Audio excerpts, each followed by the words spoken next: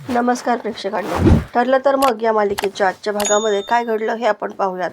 अस्मिता, कल्पना, विमल आणि प्रतिमा सगळेजण मिळून अर्जुन आणि सायलीच्या ॲनिव्हर्सरीची तयारी करत असतात.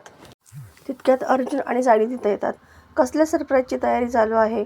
तेव्हा सायली म्हणते, काही नाही हो, आमच्या ॲनिव्हर्सरीचंच प्लॅनिंग करताय ना तुम्ही.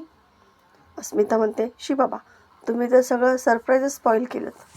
तुमच्या दोघांमध्ये खूप प्रेम आहे, त्यामुळे हे करताना सुद्धा खूप आनंद वाटतो. पण असं प्रेम प्रत्येक नात्यामध्ये असलंच असं नाही. आता खरं तर तिला सचिनची आठवण येत असते, पण अर्जुन लगेच शब्द फिरवतो. सायली आणि घरातले सगळे मिळून अस्मिताचा मूड लगेच चेंज करतात. आता इकडे सविता काकडे प्रियाला कॉल करते, तेव्हा ती अश्विन सोबत असते आणि ती अचानक बोलून जाते, कशाला फोन केला आहेस तू आता इथे? अश्विन जरा संशयानेच तिच्याकडे पाहतो, कारण अशी कुठली मैत्रीण आहे की ज्याशी ती अशा भाषेमध्ये बोलते. आणि लगेच प्रिया स्वतःचा शब्द फिरवते, अगं तू ना, तुझा फोन नीट झाला का? म्हणजे दुसऱ्या मोबाईलवरून तू कशाला फोन केला आहेस असं मला विचारायचं होतं. आणि ती शब्दांची फिरवा करते. अश्विनला सांगते, माझ्या मैत्रिणीचा फोन आहे, त्यापेक्षा तुला कामात डिस्टर्ब नको, मी बाहेरच जाऊन बोलते ना. आता ह्या सविताला कळतच नाही की ही अशी काय बोलते. आता प्रिया घाईघाईने बाहेर येते आणि गुपचूप तिला म्हणते की काय गं, तुला सांगितलं होतं ना फोन करायचा नाही म्हणून, कशाला फोन केला आहेस? तेव्हा सविता म्हणते, तुम्हाला फोन करायची मला काही हौस नाही आहे, पण तुम्हाला एक गोष्ट सांगायची होती. तुम्हाला माहिती आहे का आणि ते कोण आलं होतं? प्रिया विचारते, कोण आलं होतं?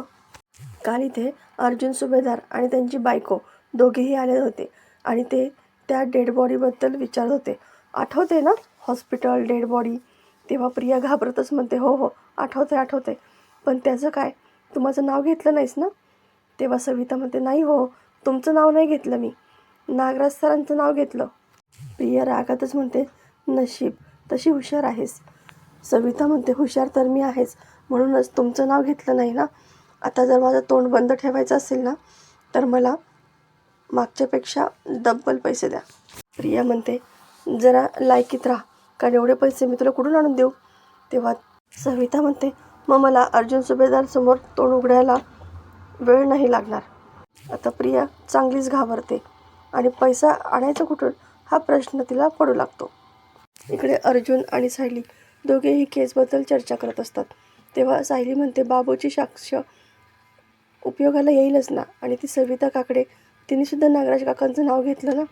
तेव्हा अर्जुन तिला सांगतो, तसं नाही ना, या सगळ्या प्रकरणामध्ये महिपतचंच नाव आणि गुन्हा सिद्ध होईल, पण यामध्ये नागराज काकाचं कुठेच काही संबंध येणार नाही. अर्जुन तिच्याशी बोलत असतो आणि सायलीला अचानक इडलीच्या पिठाची आठवण येते आणि ती घाईघाईत खाली निघून जाते. आता अर्जुनला या गोष्टीचा राग येतो, तिचं काम महत्त्वाचं आणि माझं काम काहीच नाही. इकडे प्रिया आता अश्विनला मस्का लावायला येते आणि त्याला सांगते की, अरे अश्विन, मला ना थोडंसं तुझ्याशी बोलायचं होतं. पण तितक्यात अश्विनला हॉस्पिटलमधून कॉल येतो आणि प्रिया काही त्याला बोलायची थांबतच नाही. अश्विन तिला खुणवत असतो, अगं थांब जराशी, पण तरीही प्रिया त्याला खुणवतच असते. आता तो फोन ठेवल्यानंतर रागातच म्हणतो, काय आहे तन्वी, अगं तुला कळतंय का, हॉस्पिटलमधून फोन होता, तू बोलायची थांबतच नव्हतीस, मला बोलूही दिलं नाही फोनवर. तेव्हा तन्वी म्हणते, अरे अश्विन, मला ना थोडे पैसे हवे होते, म्हणजे ती माझी मैत्रीण होती ना, तिचा आत्ता फोन आला होता, तिच्या आईचं ऑपरेशन करायचं आहे ना, त्यासाठी. आता अश्विन तिच्याकडे पाहतच राहतो.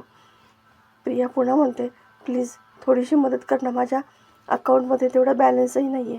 अश्विन म्हणतो, तन्वी, तुझ्याकडे माझ्यासाठी साधी कॉफी करण्यासाठी सुद्धा वेळ नसतो. कॉफी करायची म्हटली तर तू तिथून निघून जातेस, आणि आता तुला गरज पडली तर तुला मी आठवतोय का? तेव्हा तन्वी त्याला लाडीगोडी लावू लागते, अरे अश्विन, असं नाही रे, मी बनवते ना तुझ्यासाठी कॉफी, अगदी स्ट्रॉंग कॉफी बनवते. मगाशी फोन त्याच्यामुळेच आला होता ना, म्हणून तर मी घाईघाई निघून गेले होते. आता ही पुन्हा थापा मारू लागते आणि त्याला मस्का मारायचं म्हणून, तुला ना मी कॉफी आणून देते असं म्हणून तिथून निघून जाते. प्रिया बाहेर जाऊन विचार करते, काय काय करावं लागणार आहे कुणास ठाऊक. या तिजोरीचे किल्ले तर माझ्याकडे नाहीच आहेत, पण आता साधा अश्विनकडून पैसे मागावे लागतात, त्यासाठी सुद्धा त्याला किती पुढं करावं लागतं आहे. आता इकडे अर्जुन तसंच रागावून बसलेला असतो आणि सायली विचारते, बोला आता म्हणा, काय म्हणत होते तुम्ही केसबद्दल? तेव्हा अर्जुन म्हणतो, आता कशाला? तुला तर तुझी कामं महत्त्वाची होती ना, मग जा तुझी तू कामं कर. माझं काय, केसचं एवढं महत्त्वाचं नाही आहे. सायली म्हणते, असं कसं?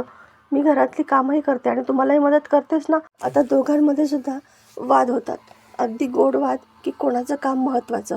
सायली म्हणते, मी घरातली सगळी कामं करते आणि तुम्हालाही केसमध्ये मदत करते. तुम्ही काय फक्त फाईल घेता, आयतं साहित्य सगळं घेऊन फक्त बाहेर जाता. अर्जुन म्हणतो, घरातली कामं काय इझी असतात, घर बसल्या बसल्या इझिली होतात ती. सायली म्हणते, तुम्हाला अजूनही काहीच वाटत नाही तुम्ही जे काही बोलताय ते? म्हणजे घरातल्या कामांना काहीच महत्त्व नाही आहे? असं जर असेल ना, तर मग एक दिवस घरातली कामं करून बघा, मग कसं तोंडाला फेस येईल तुमच्या. अर्जुन म्हणतो, हो ठीक आहे ना, त्यात काय एवढं विशेष नाही आहे, मी असं घरातील कामं करेल, पण तुला माझी बाहेरची कामं करावी लागतील. ते कसं करणार आहेस तू? वेगवेगळ्या क्लायंटची मीटिंग करायची, कोर्टामध्ये जायचं, हे सगळं तू कसं मॅनेज करशील? सायली म्हणते, ठरलं तर मग. आता तुम्ही आजपासून सायली सुभेदार आणि मी अर्जुन सुभेदार. आता दोघंही कामाची आदलाबदली करायचं ठरवतात. दुसऱ्या दिवशी सकाळी अर्जुन लवकर उठून सगळ्या घरामध्ये सजावट करतो रोज डेसाठी. आता इडली करायची असती, अगदी सोपं आहे, काय कुकर घ्यावा लागेल आणि कुकरमध्ये 3-4 शिट्ट्या घेतो असं म्हणून तो काही करायला जाणार, पण त्याच्या शर्टला पीठ लागतं. मग तो इडली करायचं सोडून देतो आणि सुरुवातीला मी चहा करतो सगळ्यांसाठी असं म्हणून तो चहा करायला लागणार. तितक्यात विमलताई तिथे येते आणि विचारते, दादा तुम्हाला काय हवं आहे का? मी करून देते ना सगळं. तेव्हा अर्जुन काही तिची हेल्प घेत नाही.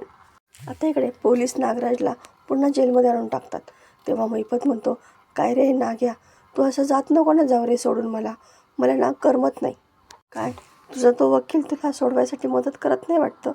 मला तर त्याची खूप मदत झाली होती, पण मग तो तुला कशी मदत करत नाही आहे रे? नागराज म्हणतो, महिपत सोड ना, कशाला तू या सगळ्या फंद्यामध्ये पडतोयस?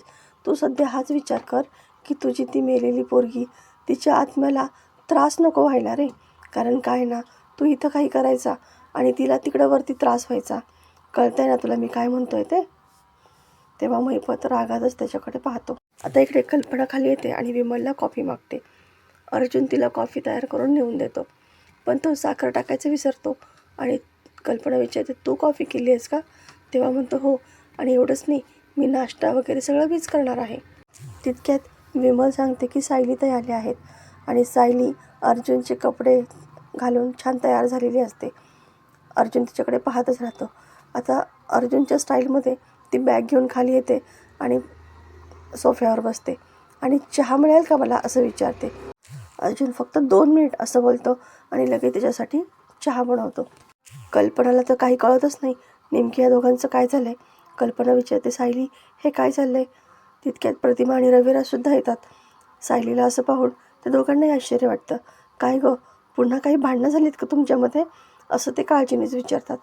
सायली म्हणते, काही नाही हो प्रतिमा आत्या, काही भांडण वगैरे झालेलं नाही आहे, पण यांना घरातली कामं सोपी वाटतात ना, मग करू देत त्यांना काही दिवस घरातली कामं आणि मी बाहेरची त्यांची कामं करणार आहे. तर प्रेक्षकांनो, येणाऱ्या भागामध्ये अर्जुनची जी काही फजिती होणार आहे ते आपल्याला पाहायला मिळणार आहे. अतिशय रंजक येणारे भाग आपल्याला पाहायला मिळणार आहेत. अशाच मालिकेचे नवनवीन व्हिडिओ अपडेटसाठी चॅनलला सबस्क्राईब करा. नोटिफिकेशनसाठी बेल आयकॉन अवश्य दाबा. व्हिडिओ पाहिल्याबद्दल धन्यवाद.